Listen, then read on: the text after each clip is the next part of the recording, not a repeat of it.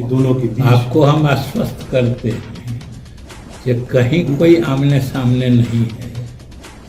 दोनों के काम अपने अपने जगह पर अपने अपने तरीके से बिहार के हित में शिक्षा को बढ़ावा देने के लिए, और कहीं टकराव की स्थिति नहीं है।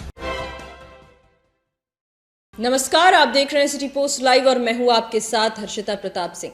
कल अपने बिहार दौरे के वक्त सभा को संबोधित करते हुए केंद्रीय गृह मंत्री अमित शाह ने कहा था कि जो भी माफिया के लोग हैं उन्हें उल्टा करके सीधा किया जाएगा। अब उनके इस बयान पर तमाम नेताओं की प्रतिक्रिया आनी शुरू हो गई है। मंत्री विजय चौधरी ने भी इस बात पर अपनी प्रतिक्रिया देते हुए कहा कि अमित शाह ने कुछ गलत नहीं कहा है, वो ठीक ही कह रहे हैं। जो भी शराब माफिया हो, बालू माफिया हो या फिर शिक्षा में माफिया हो, सब पर कार्रवाई की जाएगी। ऐसे माफियाओं पर नीतीश सरकार की जीरो टॉलरेंस की पॉलिसी है। तो वहीं सुभाष यादव को कल देर रात ईडी ने गिरफ्तार किया, उसको लेकर भी विजय चौधरी ने अपनी प्रतिक्रिया दी और कहा कि यह मामला तो कोर्ट में पहले से ही चल रहा था। अमित शाह ने तो केवल इसका जिक्र किया है और यह मामला पहले से ही चल रहा था, और ईडी को जिसके बात की जानकारी होती है वहीं वो रेड मारने जाते हैं। इसमें कोई बड़ी बात नहीं है। इस पूरे मुद्दे पर और क्या कुछ कहते नजर आए हैं मंत्री विजय चौधरी, हम आपको छोड़े जाते हैं उनकी बातों के साथ। खास तौर से जो मुख्यमंत्री जी की अनोखी सोच है रबर डैम योजना की, उसी का निरीक्षण करने और उसके संबंध में जो बातें मिल रही थी, जानकारी मिल रही थी, उसी के आधार पर स्थल पर समीक्षा करनी है। कल शाम में हमने जिला प्रशासन, फिर जो नगर निकाय के अधिकारी लोग हैं उनके साथ और जल संसाधन विभाग के अधिकारियों के साथ हमने यहीं पर समीक्षा भी की और फिर स्थल निरीक्षण भी हम लोगों ने किया था। ये तो अनोखी योजना है, इसमें कोई दो राय नहीं। और जिस चीज़ की गयावासी छोड़िए बिहारवासी हम लोग कल्पना नहीं कर रहे थे, जो फल्गु नदी में भी सालों भर जल रहेगा, उसकी व्यवस्था मुख्यमंत्री जी के द्वारा की गई है।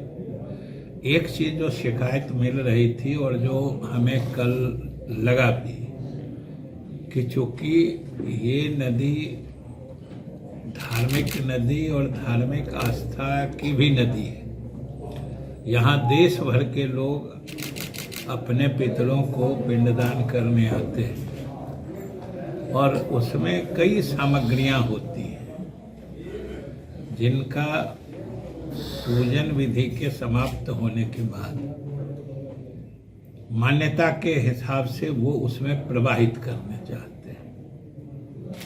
और ये एक धीरे धीरे राज्यव्यापी क्या देशव्यापी समस्या है कि जहाँ कहीं भी नदियों में पूजन सामग्री या देवी देवताओं की मूर्तियाँ जो बनती हैं समय समय पर, विसर्जन के बाद जो उनका प्रवाह नदी में कर दिया जाता है, उससे नदियों का जल प्रदूषित होता है और संक्रमित होता है। ये देशव्यापी स्थिति है और समस्या भी है। तो ये तो अन्य जगहों पर भी समस्या है और यहाँ पे तो खास तौर से देश भर के श्रद्धालु, जैसा कि हमने बताया और आप लोग तो देखते ही हैं प्रतिदिन, प्रति महीना, प्रति साल, कि कितनी बाह्य सामग्रियाँ जो सीधे सीधे कुछ तो उसमें जल में घुलनशील होते हैं, डालते ही उसी में मिल जाते हैं, फिर उनको निकालना भी मुश्किल होता है। इसके अलावा एक तो ये है उसको प्रदूषित करने का जरिया, सोर्स जिसको कहते हैं। दूसरा एक चीज और जो देखने में आया कि शहर के भी नदी के दोनों किनारे के बस्तियों का सीवर ड्रेन जो होता है, घर से निकलने वाले नाले जो अंत में शहर से या बस्ती से बाहर निकाले जाते हैं, उनको भी उसी में बहाने की शुरू से ये एक तरह से कहिए स्थिति रही है। उसके कारण भी स्थिति बहुत बदतर हो जाती है।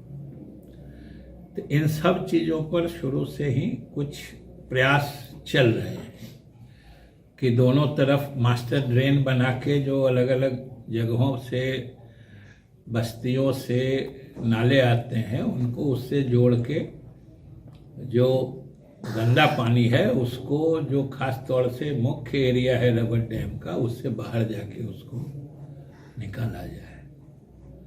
उसके साथ ही पूजन सामग्रियों के बारे में भी ये जागरूकता लाने की कोशिश की जा रही है और जगह जगह वो बिन जो होता है, वो एक बर्तन बड़े आकार का, कि पूजन के बाद एक सांकेतिक तौर पर जल से उसको स्पर्श करा के उसमें डाल दिया जाए, तो वो सबसे अच्छा होता है। आज हमने भी पूजा किया था तो वही किया, जल से स्पर्श करा के अंत में उसका जो बिन है, कचरे का डिब्बा है, और उस कचरे का निस्तारण या डिस्पोजल जो कहते हैं वो थोड़ा अलग विधि से हो। तो इन सब चीज़ों पर हम लोगों ने कल विमर्श किया है।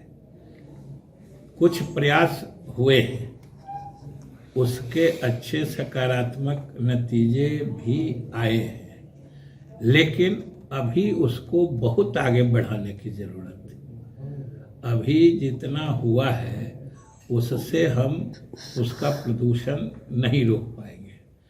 इसलिए हम लोगों ने अलग अलग कहने, जिसमें कई तरह के प्रयास, कई तरह के काम करने होंगे। एक तो जागरूकता लाना होगा आम लोगों में भी कि भाई कोई कचरा गंदा नदी में, डैम में नहीं फेंकें, घर का नाला नदी में नहीं जोड़ें।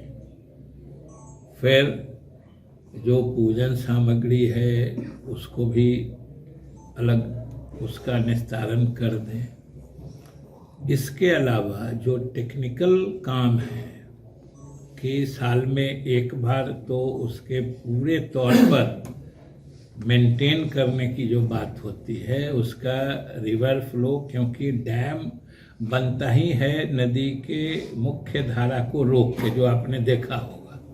रबर डैम का मतलब होता है रबर के ट्यूब से डैम बनाया जाता है, तो उससे पानी रोका जाता है। तो ऊपर से जो गाद, जिसको सिल्ट कहते हैं, वो आती है, तो वो भी सिल्ट जमा होता है, तो सिल्ट का लेवल ऊंचा होता है, नदी का बेड लेवल जो कहते हैं वो भी ऊंचा हो जाता है। और जब शिक्षा विभाग को लेकर जो आमने सामने की बात है, एक मैसेज आ रहा है आम आवाम में कि दोनों के बीच, आपको हम आश्वस्त करते हैं कि कहीं कोई आमने सामने नहीं है।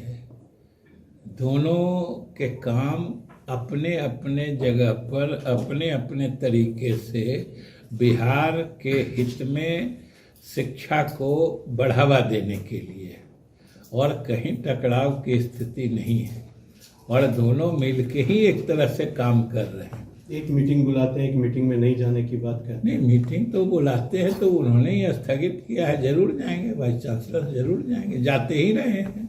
पहले भी, इसके पूर्व भी हम शिक्षा मंत्री थे, उस समय भी अधिकारी बुलाते थे और वाइस चांसलर यानी कुलपतिगण जाते थे। एक जो पत्र भी जारी हो गया कि कुलपतियों के खिलाफ मुकदमा दर्ज किया जाए। कहाँ मुकदमा? और उसकी शिकायत भी कोई मुकदमा कहाँ हुआ?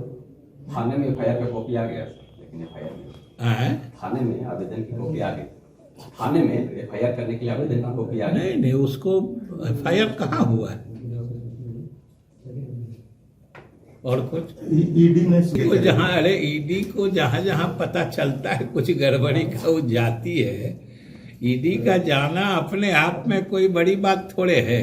ईडी को क्या मिला, कैसा केस हुआ, अब कहीं से कोई कुछ उसको पता लगता होगा, कोई आरोप लगाता हो तो जाती होगी। सर, नियोजित शिक्षकों को लेकर जो बवाल चल रहा है, कहाँ बवाल चल क्षमता परीक्षा रहा? आप लोग खाली उसको शांत कराइए, बवाल कहीं नहीं रहेगा। आप लोग सरकार का सहयोग करिए।